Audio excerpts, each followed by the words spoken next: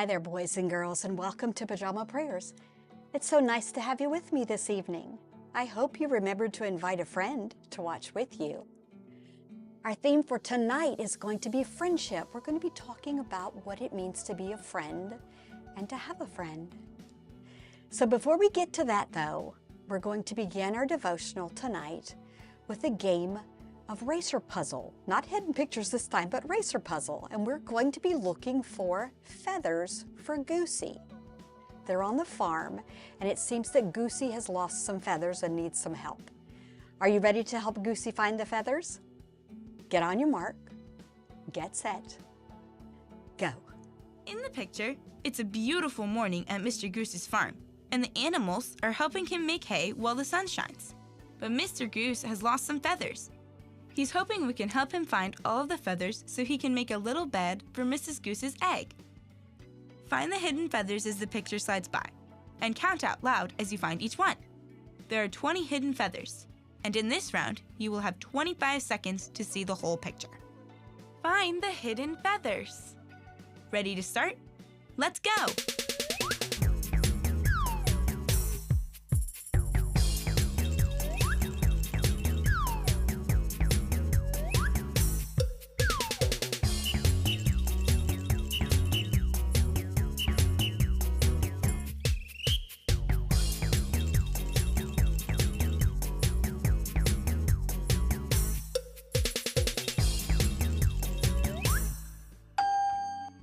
How many feathers did you find? If you found 10 feathers or more, you did great. Okay, let's try it one more time. Only this time, you'll have a whole minute to find as many feathers as you can. Ready? Go!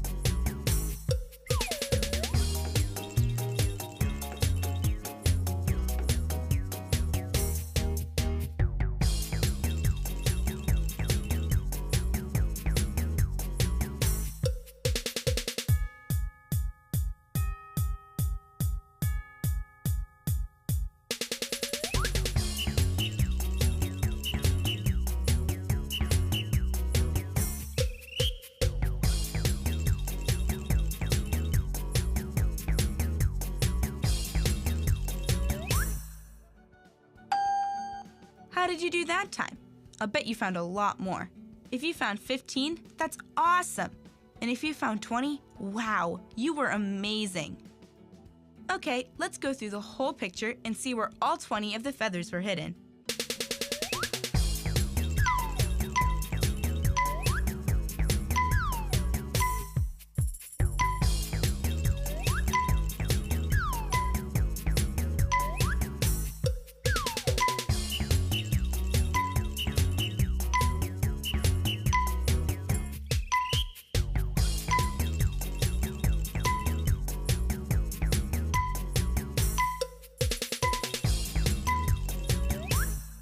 That was fun, and I'll bet Farmer Goose and Mrs. Goose are happy to have all the feathers so their egg will have a safe and warm place to hatch. So how did you do? Did you help Goosey find the feathers? I hope you did have a good time, no matter how many feathers you found. And there was something about that racer puzzle that reminded me of tonight's topic on friendship. I think it was maybe like the cows together and the sheep were working together. They seemed to be friends. And that made me think of our topic for tonight. So the story that I have for you is about friendship. The title of the story is Side by Side, and you're going to really enjoy it. So I want you to settle down and listen while I read to you Side by Side. Side by Side by Rachel Bright, illustrated by Debbie Gliori. Deep in the heart of Wintermouse Wood, down in the grass where the autumn trees stood, lived all kinds of creatures, some big and some small, some spiky, some furry, some short, and some tall. And here was a family of mouserly folk who nestled in burrow holes under an oak. And the teeniest, weeniest, youngest of those, who had sticky out ears and a whiskerly nose, was named Little Mouseling. She had a huge heart. She loved times together, not ever apart. But being so small, she was sometimes left out when her brothers and sisters went up and about. She would scurry and skip as fast as she could, but they scattered so far across Wintermouse Wood. "Wait for me," she would sing. "Don't run, oh, don't hide. Is there nobody here who will sit by my side?" Well, in Wintermouse Wood, you don't have to wait long for one or another to answer your song. "I'll stay by your side, be a friend when you need," came the voice of Toad Flip, who was down in the reeds. "We could bounce up and down and do backflips and jumps, then plop in the water and cool down our rumps." "How lovely," she said, since she longed to dive in. "I do like to bounce, but this mouseling can't swim."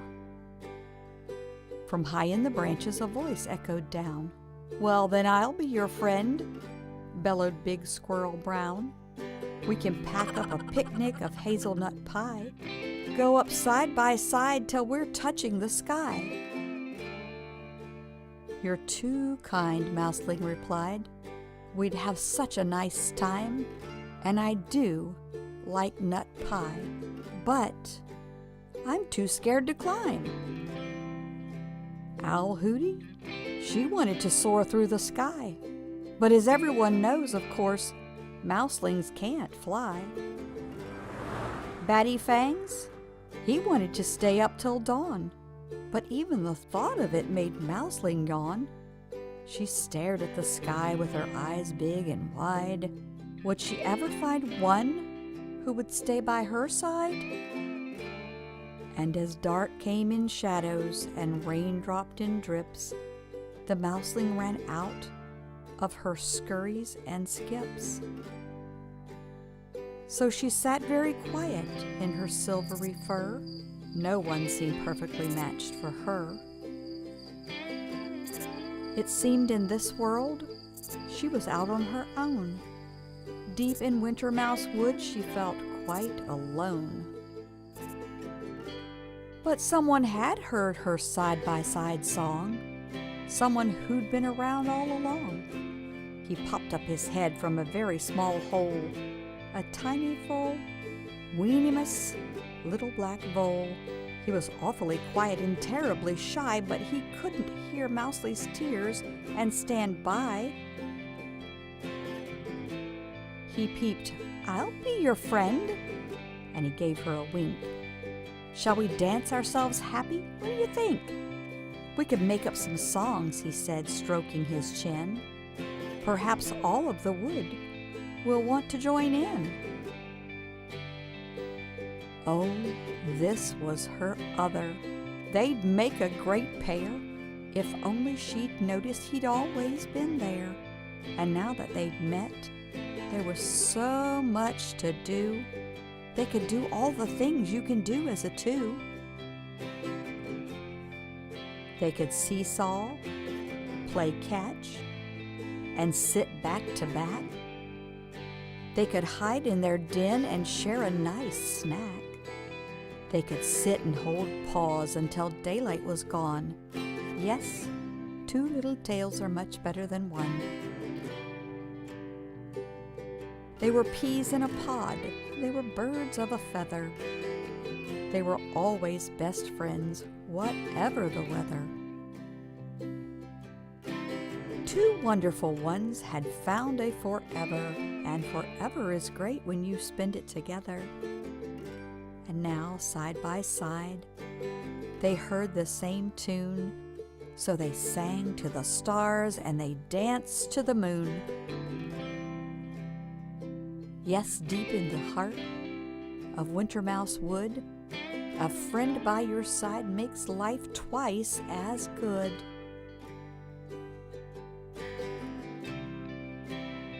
The end. Did you enjoy that story? It was a great story about friendship. You know, summer's winding down now. It's just about time to go back to school. You'll be meeting new friends. You'll be making new friends. And you need to know, first of all, that it's very important that you choose your friends very carefully. And secondly, it's very important that you know how to be a good friend. And as you know, the Bible has something to say about every topic that we could imagine. And it has something to say about friendship. So we're going to check with our mystery board tonight and see exactly what scriptures have been found for friendship.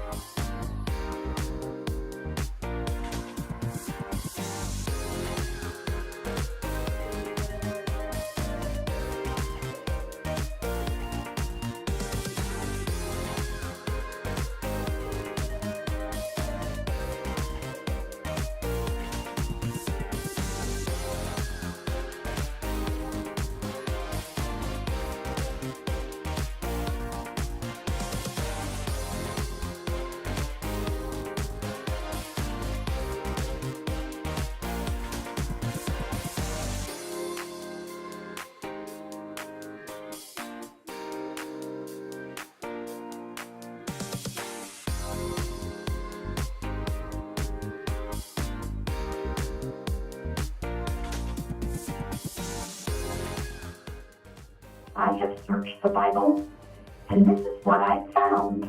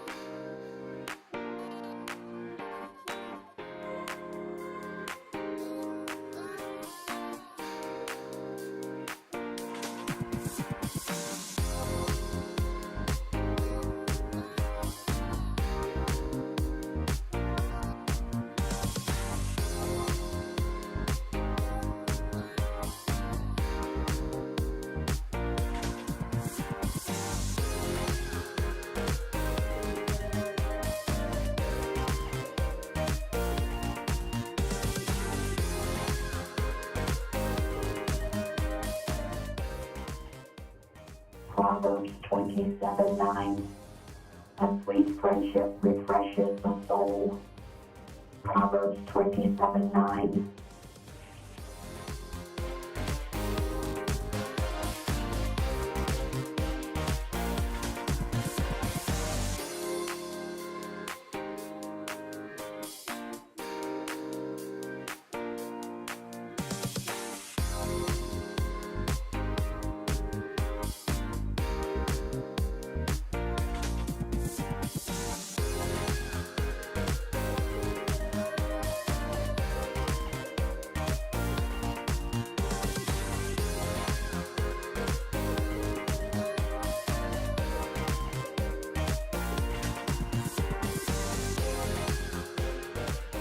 Ecclesiastes 4, 9, and 10.